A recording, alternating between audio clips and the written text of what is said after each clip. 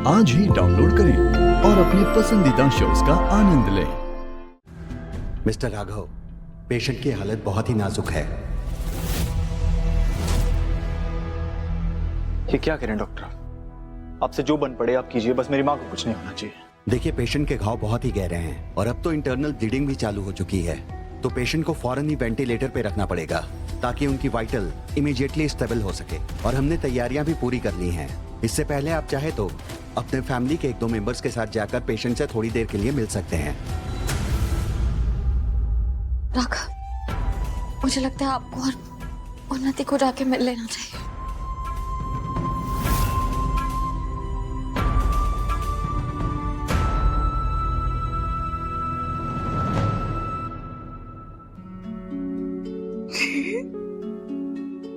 बेटा, नीता जी को कुछ नहीं होगा, वो ठीक हो जाएंगी। लेकिन इस बार गड़बड़ तुमने की है, तो अब तुम्हारी बारी है। तुम राघव के लिए सरप्राइज प्लान करो। मुझसे मत छुपाओ रीत, क्योंकि मुझे सब कुछ दिख रहा है और तुम राघव से इतना प्यार करती हो कि तुम्हारे चेहरे पर वो प्यार साफ दिखाई देता है। तुम्हें ये सोचना है कि आखिर वो कौन है जिसे तुम दोनों को दूर करके कोई फायदा हो सकता है। रीत, कुछ जज्बातों को शब्दों की जरूरत पड़ती है। प्यार भी उनमें से एक जज्बात है। प्यार दिखाना पड़ता है, प्यार जताना पड़ता है। मैं उन्हें दोबारा नहीं खोना चाहती मम्मी। मैं जानती हूँ बेटा, मैं जानती हूँ। हम प्रार्थना के अलावा और कर भी क्या सकते हैं। तो फिक्र मत कर, तू देखना नीता जी जल्दी ठीक हो जाएगी, कुछ नहीं होगा उन्हें।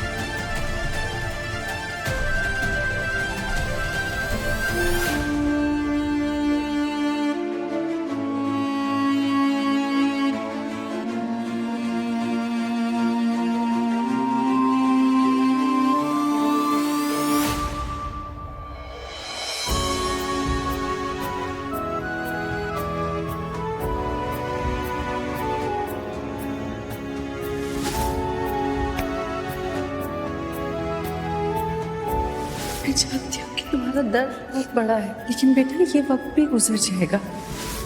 तुम्हारी जिंदगी में बहुत सारी खुशी आएगी। भैया, काश मॉम हमारी लाइफ में वापस ही नहीं आई होती। हमें तो उनकी यादों के साथ जीना भी सीख लिया था और एक आदत भी हो गई थी ना उनके ना होने के दर्द की। लेकिन भैया, मॉम को वापस खोना नहीं है, मैं नहीं सह पाऊंगी। आपको तो पता है ना, मुझसे तो थोड़ा भी दर्द सहन नहीं होता। ये तो बहुत सारा दर्द है भैया। प्लीज मॉम को बोलो हमें छोड़ के ना जाए। प्लीज भैया, मॉम को बोलो ना आ जाए। संभाल अपने आप को। मैं जानता हूँ, और मैं क्या, माँ भी ये बात जानती है। माँ, तो अपनी राजकुमारी को दोबारा इतना दर्द मत दीजिए। प्लीज प्लीज उठिए माँ। अभी अभी तो हम मिले थे, मैंने इतने साल बाद अपना बर्थडे आपके साथ सेलिब्रेट किया। तो ऐसे हाथ पकड़ के आप छोड़ के नहीं जा सकती माँ। माँ सुन रही है ना मैं क्या कह रहा हूँ? माँ प्लीज।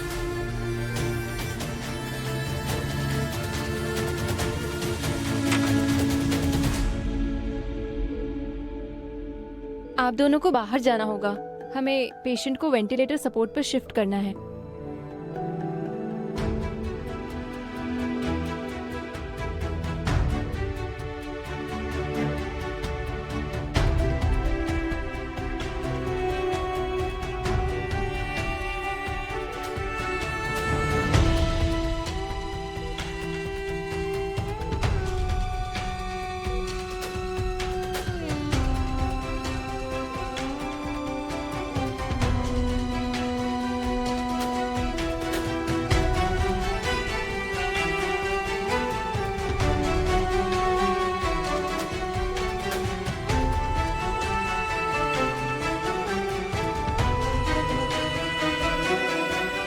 डॉक्टर, अच्छा किया आपने बालों का सैंपल संभाल के रखा।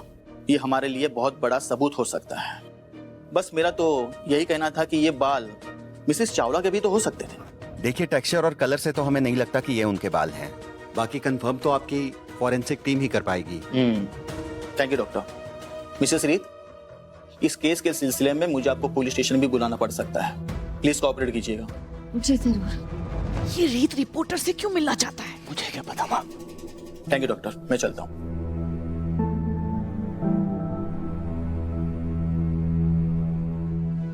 देखिए आप सब लोग अभी चाहे तो घर जा सकते हैं और सवेरे विजिटिंग आवर्स में आकर के पेशेंट से मिल सकते हैं।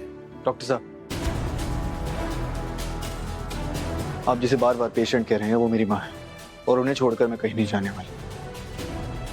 बेशक मुझे बाहर खड़ा होना पड़े या फर्श पे बैठना पड़े या बेशक सड़क पर बैठना पड़े, लेकिन मैं अपनी माँ को छोड़कर कहीं नहीं जाऊंगा। डॉक्टर साहब, क्या हम दोनों यहाँ रह सकते हैं? हम आपको बिल्कुल डिस्टर्ब नहीं करेंगे, कोई बातचीत नहीं करेंगे। प्लीज हमें यहाँ रहने के लिए अलाउ कर दीजिए।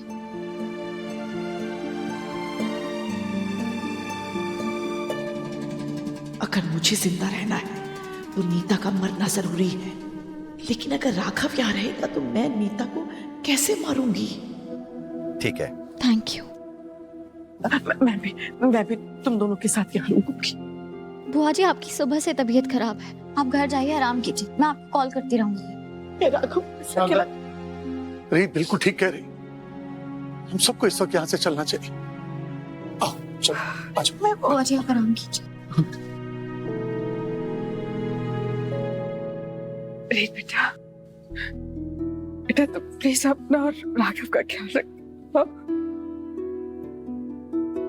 आप भी उन्नति का ध्यान रखना मम्मी। आओ बेटा, मैं रखूंगी, तो चिंता मत कर।